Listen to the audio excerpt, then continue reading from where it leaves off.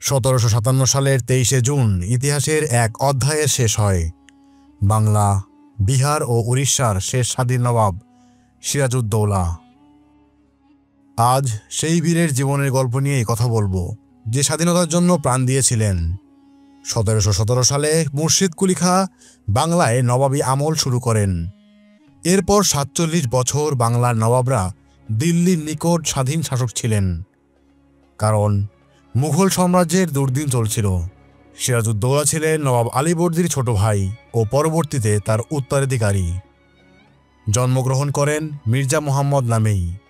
তার উপাধি ছিল নবাব মনসুরুল মুশক সিরাজউদ্দৌলা শাহ কুলি খাঁ মির্জা মোহাম্মদ হায়দার জং বাহাদুর। 1756 সালের 10 এপ্রিল নবাব আলীবর্দীর মৃত্যুর পর মাত্র 23 বছর বয়সে সিরাজউদ্দৌলা নবাব হন। তার শাসনামল ছিল মাত্র 14 মাস 14 দিন, কিন্তু এই সামান্য সময়ের মধ্যেই বাংলার ইতিহাসে চির অমল ছাপ রেখে গেছেন।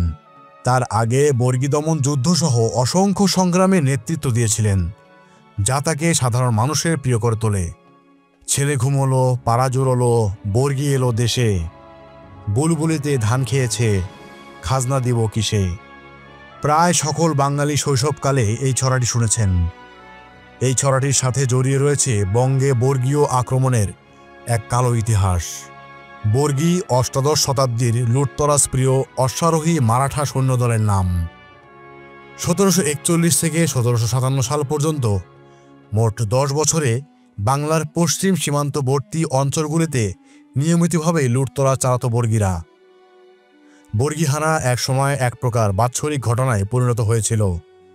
মারাঠি ধনগড় জাতীয় লোকেরা অভিযানে যাওয়ার সময় কেবলমাত্র একটি 7 হাত লম্বা কম্বল ও বর্ষা নিয়ে বের হতো। এই বর্ষাকে মারাঠি ভাষায় বলা হতো বরচি।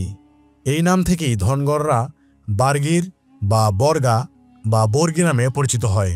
নবাব সিরাজউদ্দৌলা বুঝেছিলেন ইংরেজ কোম্পানির লোভ ও অবাধ শোষণ বাংলা ও তার সার্বভৌমত্বের জন্য ভয়ঙ্কর হুমকি। 1756 সালের 20 জুন তিনি কলকাতার ফোর্ট উইলিয়াম দখল করেন, কিন্তু ব্রিটিশরা প্রতিশোধ নিতে ষড়যন্ত্র শুরু করে মির্জাফর মিরনসহ স্থানীয় ক্ষমতাধারীদের সাথে মিলে। নবাব সিরাজউদ্দৌলা কখনোই বন্দীদের ওপর নিষ্ঠুর হননি, বরং তাদের প্রতি উদার ছিলেন। 1757 সালের 23 জুন পলাশীর যুদ্ধে নবাব সিরাজউদ্দৌলা হেরে যান। তিনি ছিলেন মাত্র 3000 সৈন্য নিয়ে, আর ইংরেজ বর্গী মিলিত বাহিনী ছিল 50,000-এর মতো। বিশ্বাসঘাতকতার কারণে নবাবের সেনাপতি বর্ণালী ভেঙে পড়ে। সত্যিকারের যুদ্ধ নয়, সেই দিন ছিল বিশ্বাসঘাতকতার নাটকীয় পরাজয়। মির্জাফরের বিশ্বাসঘাতকতার কারণে সেদিন হেরেছিল বাংলার শেষ স্বাধীন নবাব সিরাজউদ্দৌলা। ব্রিটিশ শাসনামলে নবাব সিরাজউদ্দৌলার চরিত্র বিকৃত করার চেষ্টা করা হয়, কিন্তু আধুনিক গবেষকরা তার সাহস, দেশপ্রেম এবং নৈতিকতা পুনরায় উন্মোচন করেছেন। তিনি ছিলেন নিখাদ দেশপ্রেমিক, যিনি জীবনের শেষ পর্যন্ত বাংলা ও তার মানুষকে ভালোবাসতেন।